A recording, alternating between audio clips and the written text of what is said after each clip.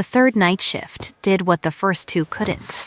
It put me on the floor. I remember the particular sound of it, the clatter of my keyboard tray swinging loose, my badge lanyard catching the corner of the monitor on the way down, and then nothing but the gray carpet against my cheek, cold in a building that kept its climate at exactly 68 degrees year-round because someone upstairs had decided that was the temperature of maximum productivity. My name is Ren Calloway. I was 27 years old, an Omega, a junior financial analyst on the 11th floor of Voss Meridian Group, and at 11:40 at night, I had been awake for 19 hours, running numbers that did not want to add up, and nobody walking past my cubicle had stopped. That part I want to be honest about. Nobody stopped. I had been running double shifts for 6 weeks by then, picking up whatever hours payroll would let me claim, because my sister Josie's dialysis copays did not care that I was tired, and because the department had lost 2 analysts to a reorganization nobody explained and never replaced them. My supervisor, a Voss Meridian vice president named Desmond Hale, had a way of looking at exhaustion in an Omega like it was a character flaw he'd diagnosed personally. 2 days earlier, he had stood over my desk in front of 6 other people and asked, in that voice he used for maximum audience, whether I thought Meridian was running a daycare or a company. I had said nothing. I had learned, over 4 years there, that saying nothing was the fastest way to make him move on to somebody else. What I hadn't told him, what I hadn't told anyone, was what I'd been finding in the supplier ledgers on my own time, the 6 weeks of double shifts stacked not just for Josie's copays, but because once I started seeing the pattern, I couldn't stop pulling the thread. Numbers had always talked to me the way other people said colors talk to painters. A $4 rounding error meant nothing. A $4 rounding error that repeated on the second Tuesday of every month for 3 years, always from the same regional supplier account, meant something was hiding inside it. I had a folder. I had not shown it to anyone. I had counted, that week alone, 41 instances of the pattern going back to a year I was careful not to think too hard about. Because that was the year Voss Meridian's co-founder had died in a car accident on wet mountain roads, and something about the timing made my stomach fold in on itself every time I looked at it. I was still holding that folder, half spilled out of my bag, when the floor came up to meet me. I heard voices before I could open my eyes. Not close. Far off, muffled. The particular hush of people deciding it wasn't their emergency. Someone said, "Get security." Someone else said, "Is she breathing?" Nobody said her name, because nobody on that floor, after 4 years, actually knew it. Then a new voice arrived, and the room went quiet in a way I would spend the rest of that year trying to describe accurately. It wasn't loud. It didn't have to be. It cut through the others the way cold water cuts through a fever, complete and absolute, and every voice around me dropped out beneath it like a floor giving way. "Move," the voice said. Now, I didn't know then what I would come to know. That voice belonged to a woman almost nobody in the building had ever seen in person. A woman whose name was on the lobby wall in brushed steel letters 4 feet tall. A woman the business press had taken to calling the Iron Widow of Meridian Tower because she had buried a wife and built an empire in the same 5 years and had not, as far as anyone could report, cried in public for either. I didn't know any of that. I knew only that someone lifted me like I weighed nothing, that the carpet smell was replaced by something sharp and cold, black pepper and rain on stone, and that the last thing I registered before the dark folded over me completely was fabric. Heavy wool, warm from someone else's body heat, settling over my shoulders like a decision somebody had made about me without asking. I woke up warm, which was the first wrong thing. The second wrong thing was the ceiling. It was too high, coffered, lit by a single lamp instead of the fluorescent panels that governed the rest of the building, and for 3 full seconds I lay there convinced I had died and been filed somewhere with better lighting. Then I turned my head and found the source of the warmth. A charcoal wool coat, expensive in the specific way that doesn't announce itself, draped over me to the collarbone. It smelled like the voice that had said move. Black pepper. Rain on stone. Underneath that, something colder still, like the inside of a walk-in vault. I sat up too fast. The room swung.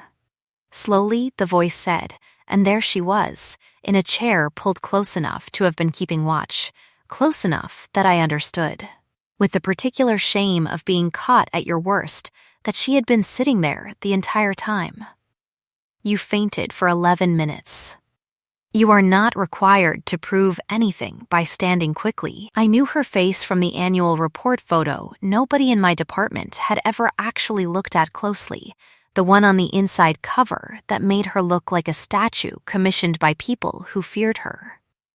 In person, the resemblance held, and somehow didn't. Adair Voss, 34 years old, alpha, the kind of stillness that made a room recalibrate itself around her without her spending a single unnecessary motion.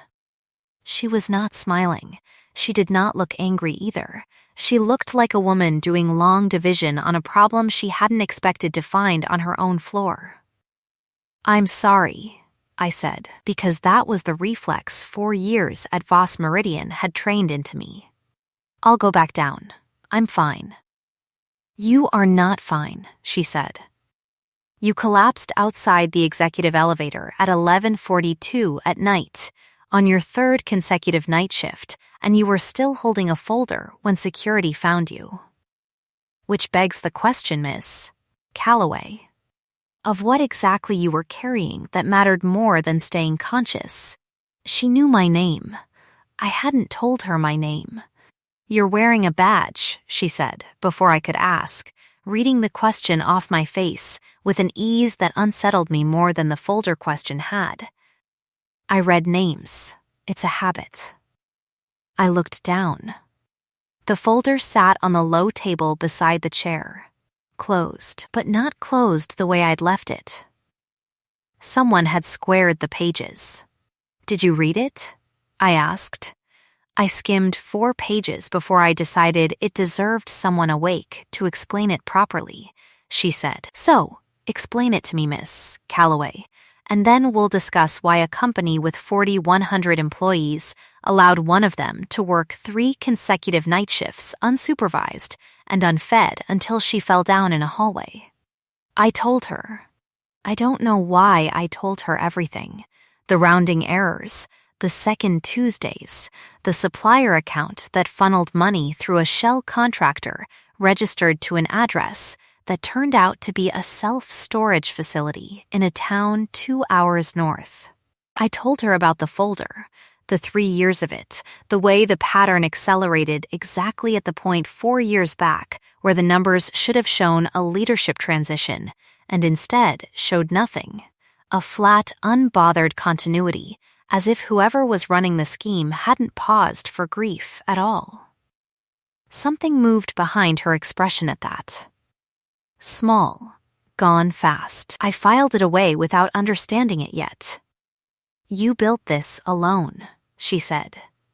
It wasn't a question. Nobody else was looking, I said. I don't think anybody wanted to look. "I want to look," Adair Voss said, and stood, and the coat's absence when she moved away from me left a cold patch on my shoulders that I would spend the next several weeks pretending I didn't notice. "Effective tonight, you're reassigned. My office, not Hale's floor. You'll keep building this, properly, with resources, and you will sleep at reasonable hours while you do it. Is that understood? You can't just, 'I own the building, Miss Calloway,'" she said, not unkindly, in the tone of someone stating the boiling point of water. "I can, in fact, just," she held the door. I stood, unsteady, the coat sliding off my shoulders, and I caught it before it hit the floor and held it out to her, and for 1 second, our hands touched over $400 of Italian wool, and neither of us moved to end the contact first. "Keep it tonight," she said finally. "Security will take you home. Tomorrow you start at 8, not before. I will know if it's before." I didn't know. Walking out through a lobby I'd never once been allowed to use the front doors of, that I had just crossed into a version of my life I wouldn't recognize from the inside for months. I only knew that the coat was warm, and that I had, for the first time in 4 years at that company, been looked at like I was a person carrying something valuable instead of an inconvenience who occasionally fainted. I did not know yet how much that would cost her to keep doing. The 41st floor did not feel like it belonged to the same company as the 11th. The 11th floor had motion sensor lights that took 2 full seconds to notice you existed. The 41st had floor-to-ceiling glass, and a hush so complete I could hear my own pulse in my ears the first morning I stepped off the elevator.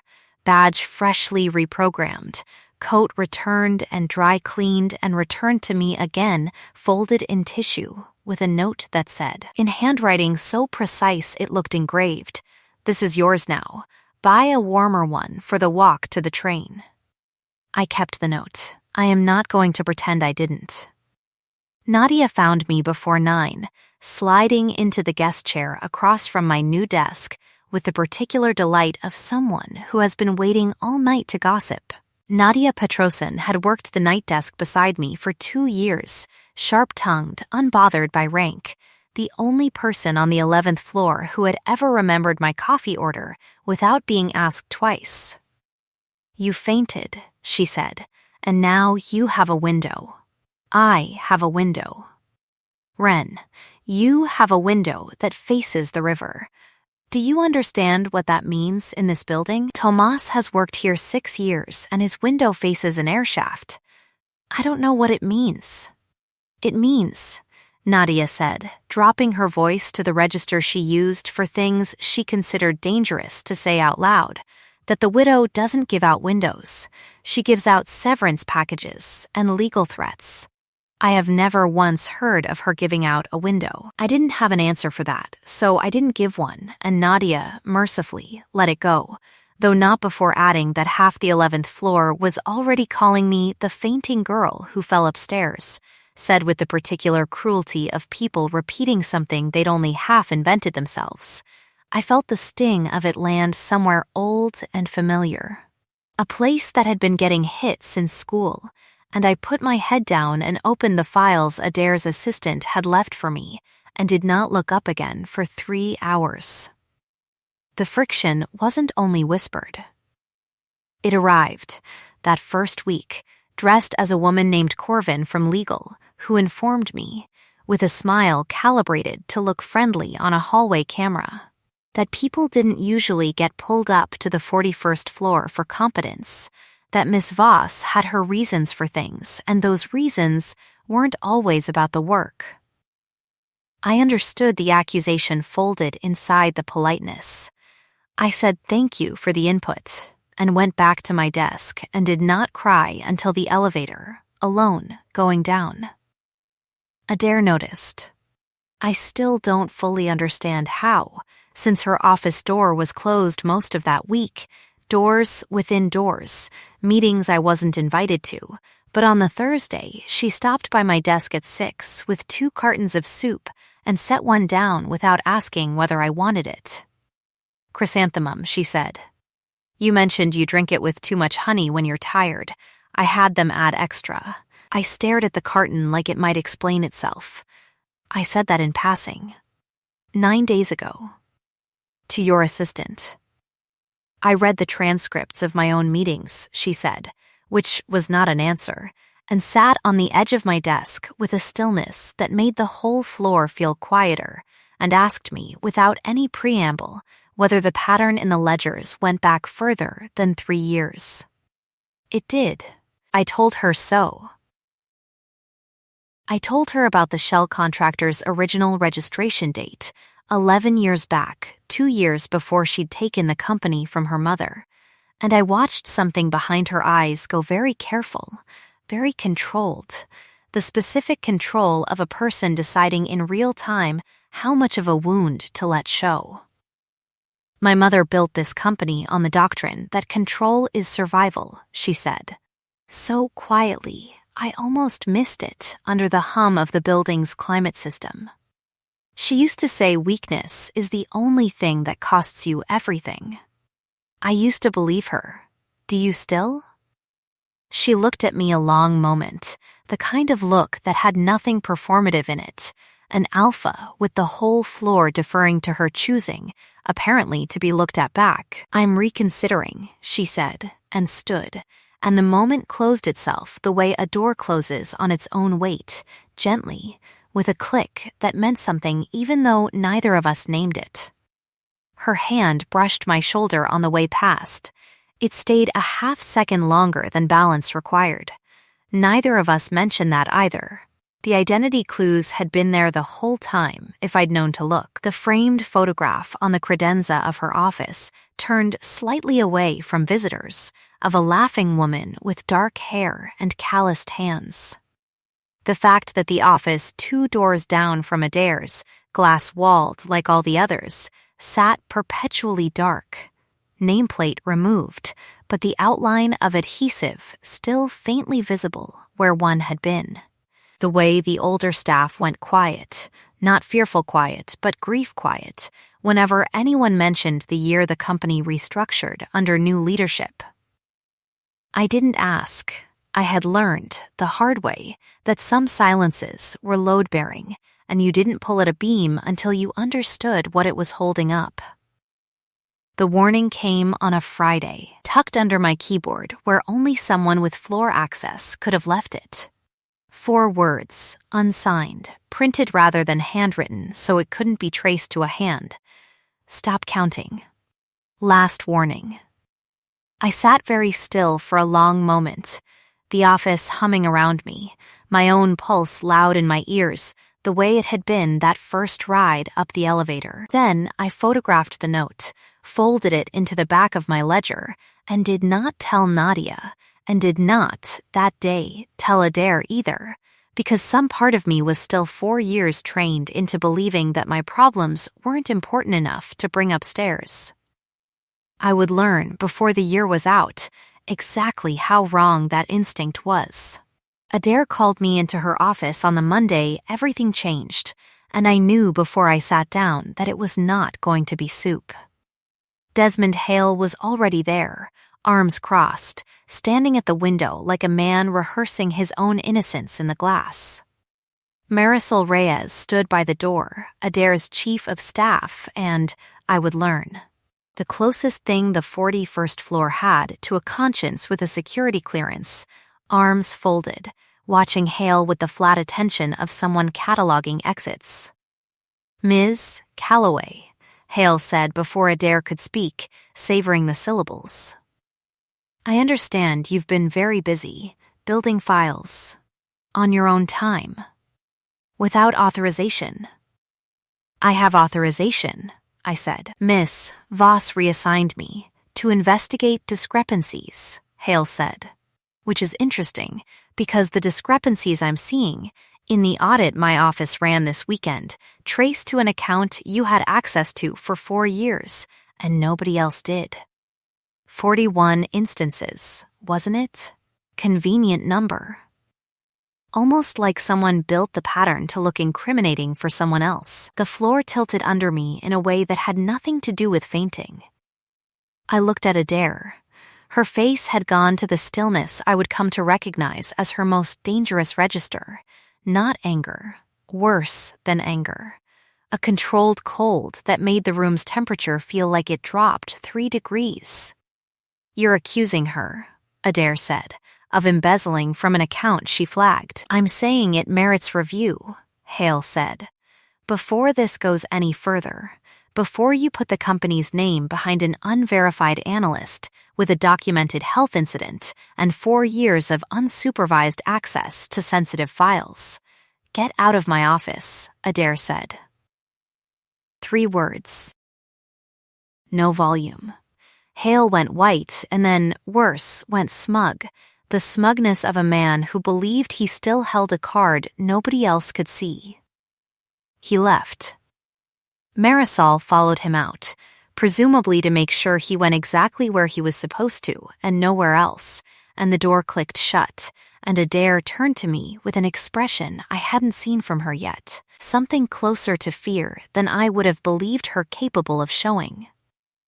"He's going to make this loud," she said. "A frame job means he's scared of what you found, which means you found the right thing, which means I need you to understand something before this goes further." "Okay, 4 years ago," she said, and her voice had gone very flat, the flatness of someone reciting a fact she'd worn smooth from repetition. "My wife ran an internal audit on supplier contracts. Alara, she was an analyst too, before I married her, before any of this." She gestured at the glass, the floor, the city below it, like it was a costume she was still learning to wear comfortably. "She found irregularities. She told me she was close to something. 3 weeks later, her car went off Route 9 in the rain, and everyone told me it was an accident, and I let them tell me that for 4 years because it was easier than looking at the alternative." The room went very quiet. "You think it's the same thing," I said. "I think," Adair said, "you are sitting in the chair she used to sit in, chasing the same number. And I am terrified in a way I have not let myself be terrified in 4 years." I didn't know what to say to that. I reached across the desk instead and set my hand over hers, and she let me, which told me more than any speech could have. The storm hit 2 nights later, the kind the city wasn't built for, transformers failing in sequence across 3 districts, and Meridian Tower's backup systems threw the 41st floor into lockdown at 9:14 exactly, sealing the executive wing for what the building's protocol called an indeterminate security interval. I was still there, finishing a cross-reference, when the doors locked and the lights dropped to emergency amber, and Adair came out of her office already reaching for her phone, already calm in the way that meant she was working very hard to be calm. "Security breach," she said, "not the storm. Someone tripped an internal door on sublevel 2 40 minutes before the power failed. Marisol thinks it's Hale's people, going after the physical files before we can subpoena them." "The originals," I said. "The paper trail before the shells scrubbed the digital copies." "The originals," she agreed, and looked at me, and something in her face cracked open in the amber light, unguarded in a way I hadn't seen yet. "I need you to stay where I can see you tonight." I know how that sounds. I don't care how it sounds. We sat in her office through the lockdown, the storm throwing rain sideways against 41 floors of glass, emergency lighting turning everything the color of a struck match, and somewhere around midnight, counting seconds the way I always had since I was 9 years old, and learned that counting kept the panic in my chest from climbing into my throat, I told her about my mother. About the year our apartment lost power for 11 days and I counted ceiling cracks to keep from crying in front of Josie. About how numbers had been the first thing in my whole unstable childhood that never once lied to me. "That's why you're good at this," Adair said.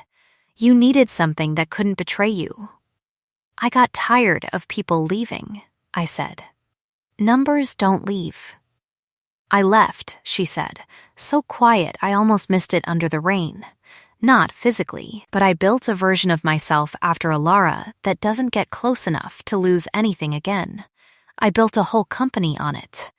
And you fainted on my floor, and none of it has made sense since." The consent gate came before the kiss. The way it always would with her, no assumption, no instinct excused as inevitability. "Tell me to stop," she said, close enough now that her scent, black pepper and stormed stone, had gone warmer somehow, softer, and I will. "Don't stop," I said. And she didn't, and the storm broke outside the glass, while something else broke open quietly between us. Careful, asked for, real. We didn't sleep that night so much as arrive, slowly, at honesty. I told her about Josie, about the dialysis, about the years of night shifts stacked not out of ambition, but out of the particular arithmetic of loving someone whose body had failed her early and needed money her insurance wouldn't cover. Adair listened the way she did everything, completely, without the distracted half-attention I'd learned to expect from people with more urgent things to think about. "Bring her to dinner," she said. "Not as a favor. Because I want to meet the person you've been protecting. You don't have to do that. I want to," she said, and something about the plainness of it undid me more than any grand gesture could have. She told me about her mother next, the doctrine carved into her before she could walk. Control is survival. Weakness costs you everything. A childhood spent learning that affection was a liability the company's competitors could exploit. She told me about meeting Alara at 26, at a supplier conference of all places, both of them bored out of their minds in the same overpriced hotel bar, and how Alara had laughed at something Adair said, and Adair had felt, for the first time in her adult life, unarmored. She used to make honey cake, Adair said. Badly, on purpose, I think, so I'd have to help. I haven't made it since. My mother made honey cake, I said. Actually made it well. I still remember the recipe. I used to think I'd open a little shop someday. Small, nothing like this. I gestured at the glass tower around us, just a counter and an oven, and something that smelled like home. She filed that away the way she filed everything, quietly, completely, and I wouldn't understand how completely until months later. We cooked in her penthouse kitchen 2 nights after the lockdown lifted, her attempt clumsy in a way that made me laugh for the first time in weeks. An alpha who had renegotiated $100 million contracts without blinking, defeated entirely by a whisk. Marisol, arriving unannounced with files that could have waited until morning. Stood in the doorway a full 10 seconds before either of us noticed her, and when she finally spoke it was to Adair, flat, disbelieving, almost gentle. "In 11 years," she said, "I have never once seen you leave the office before 9. "Things change," Adair said, not looking up from the ruined batter. "Clearly," Marisol said, and left the files on the counter, and let herself out without another word, though I caught the smallest curve at the corner of her mouth on the way past. The warmth lasted 4 days. It ended with a phone call at 11 at night, Nadia's voice on the other end gone thin and scared in a way I had never heard from her, telling me that security had found the archive room on sublevel 2 broken into again. That Hale hadn't shown up to work in 2 days, that someone claiming to be from a business paper had called the front desk, asking pointed questions about an Omega analyst and her relationship with the CEO, questions with details in them that no outsider should have had. I looked up from my phone and found Adair already watching me, already reading the fear on my face before I'd said a word, and I understood in that moment that the quiet part of our story was over. The story broke on a Tuesday morning, the kind of headline built to travel faster than any correction ever could. Voss Meridian's Iron Widow and the analyst she elevated, favoritism, fraud, or something else. The article never said my name outright. It didn't need to. Photos of me leaving the tower, photos of the note under my keyboard I'd never told anyone about, a quote from an unnamed source inside finance, describing me as unstable, opportunistic, a woman who fainted her way into a corner office. Nadia called it garbage before I'd finished reading the second paragraph. Tomas, sweet and useless in the way only a well-meaning colleague could be, sent a message saying he was sure it would blow over, which helped nothing. The 11th floor, I heard secondhand, had taken up the old cruelty with fresh enthusiasm. The fainting girl said now with a knowing edge that made it sound like confirmation of something ugly. Adair went cold in public that week in a way that frightened me more than Hale's accusations had. Board calls behind closed doors, a statement from legal that mentioned my name only as an unnamed employee, careful, sterile, designed to protect the company more visibly than it protected me. I told myself I understood why. I told myself that a lot, that week, and believed it less each time. "You're doing the thing," I said, catching her in the hallway on the Thursday, her expression gone back to the statue from the annual report. "The control thing. Your mother's thing." "I am trying to keep you safe," she said, low, urgent, the mask slipping just enough to show the fear under it. "By shutting me out? That's not safety, Adair. That's what you did after Alara. You said it yourself." She flinched at the name, and I hated myself instantly for using it as a weapon. And before either of us could say the thing that might have fixed it, Marisol came around the corner at a dead run, radio in hand, face gone the color of paper. "Ren's sister," she said. "Josie. Someone just tried to take her from the dialysis center parking lot." Security stopped it. But they got a message through first. The message was 3 words, the same printer, the same absence of a signature. "Stop, or she's next." I don't remember leaving the building. I remember Adair's hand locked around mine in the elevator, both of us silent, the numbers ticking down floor by floor with none of their usual comfort. And I remember arriving at the dialysis center to find Josie shaken, but unhurt, understanding with total clarity that Hale had run out of patience and had started spending other people's safety instead of his own. 2 nights later, they took me instead. I want to be precise about how it happened, because I have gone over it so many times since that the details have worn smooth, like coins. I was working late on the 41st floor, alone by choice, finishing the last cross-reference on the Shell contractor's original filing, the piece that would connect Hale directly to the account that had funded, 4 years earlier, a very specific cash withdrawal the week before Alara's car went off Route 9.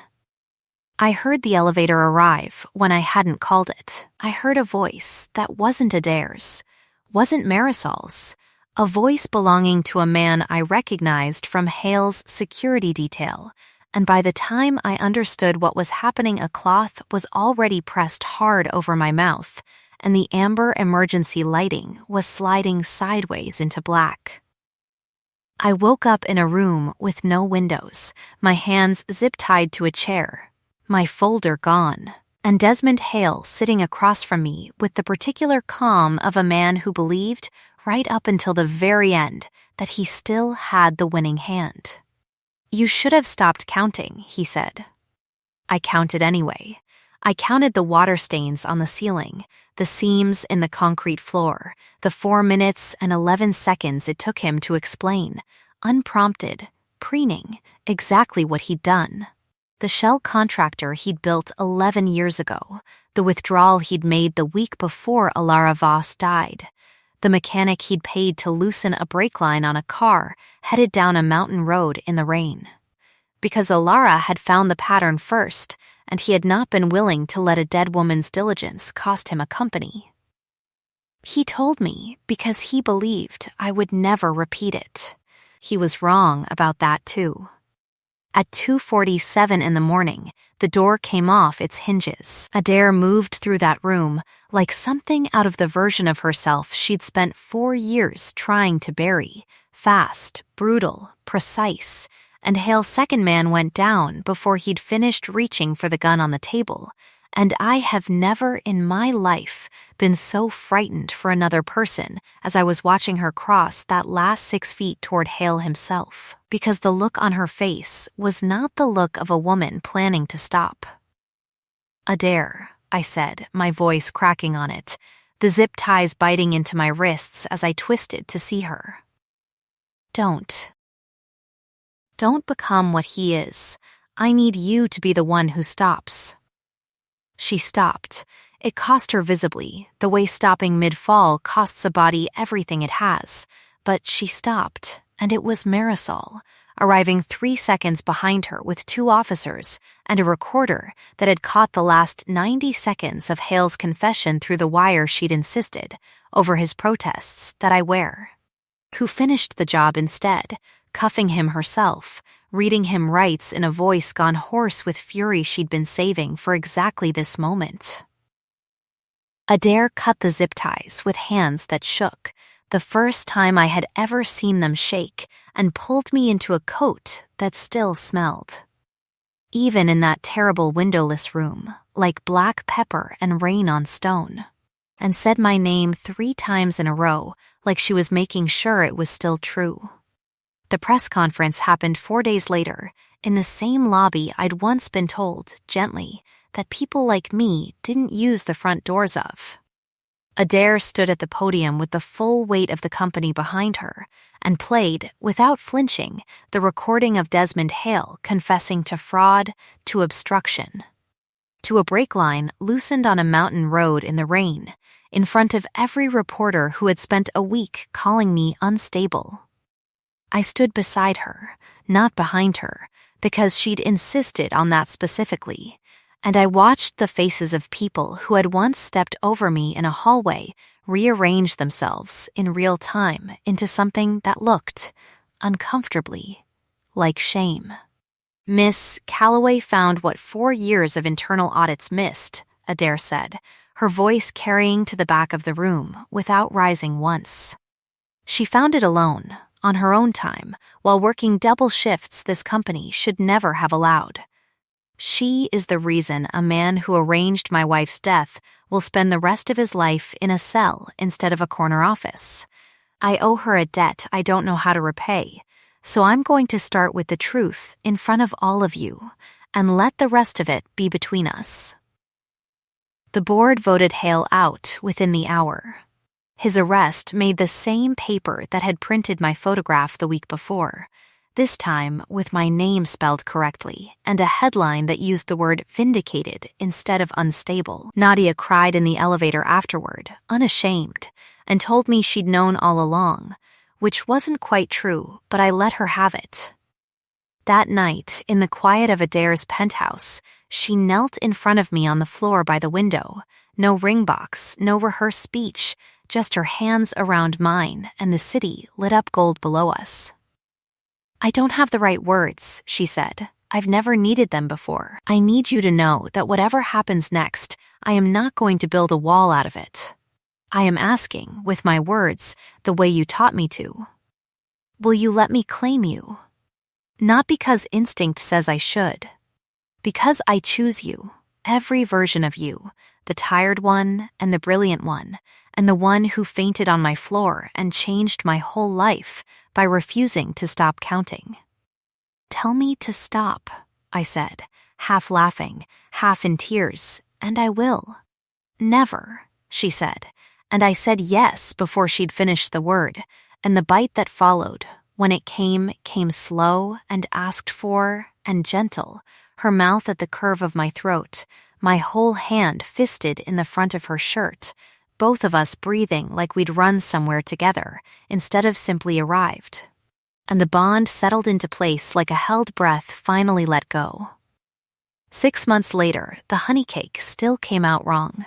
Adair stood at the kitchen island in an apron Josie had bought her as a joke gift, flour on her jaw, glaring at a cake pan like it had personally wronged her, while Josie sat on a stool, laughing so hard she had to set down her tea, and I leaned in the doorway and thought, not for the first time, that I had spent 4 years believing love was something that happened to other people, in other buildings, under better lighting. Marisol had stayed on as chief of staff, and unofficially as the only person on the executive floor who could make Adair laugh without trying. She'd been the one at the wedding 2 months back, small and outdoors and nothing like the glass towers either of us worked in, to stand up during the toasts and say, in a voice that cracked despite 11 years of never once cracking in a boardroom, that she had watched Adair Voss run a company through grief and never once seen her wait, truly wait, for another person, until the year a junior analyst fainted on her floor and refused, afterward, to disappear quietly the way everyone expected. Josie's transplant had come through in March, a donor match nobody had expected so soon, and Adair had covered every cost that insurance wouldn't without once making it feel like a transaction, the way only someone who understood debt as a kind of love could manage it. Tomas had been promoted to my old desk on the 11th floor and had, with real grace, sent flowers to the wedding and a note that said he was glad, genuinely glad, and I believed him. The nameplate outside the small storefront 2 blocks from Meridian Tower still smelled faintly of fresh paint. Calloway and Voss, it said. In handwriting, Adair had insisted on doing herself, even though her lettering listed slightly to the left. A counter. An oven. Something that smelled, most mornings now, like home, exactly the way I'd once described it to a woman I hadn't yet understood, was falling in love with the sound of my voice describing small, impossible things. The old charcoal coat hung now by our front door, worn soft at the cuffs, no longer the only warm thing in a cold building, but the first one, kept for exactly that reason. On the last morning of that particular spring, I woke before the alarm the way I still sometimes did, old habits dying slowly, and found Adair already awake beside me, watching the light come up gray, then gold over the window. One hand resting, unthinking, over the place on my throat where her mark had settled in months ago like it had always belonged there. "Call me next time," she murmured, half asleep, the old refrain worn smooth between us now, tender instead of urgent. Every time, even for the small things. "I called you," I said. "You came. You always came." She pulled the coat up over both of us against the morning chill, the same coat, the only monument either of us had needed, and outside the window the city went on being loud and indifferent the way cities do. Unaware that somewhere inside it, a woman who had spent 4 years being stepped over in hallways had finally, completely, been found. I have thought often, since, about the difference between being needed and being seen, about how long I mistook the first for the second, because nobody had ever shown me what the real one looked like. It looks like a coat left over your shoulders by someone who noticed you were cold before you knew to ask. It looks like someone counting the things you love enough to remember them later, when it matters most. It looks, in the end, like finally being allowed to stop counting alone. The end.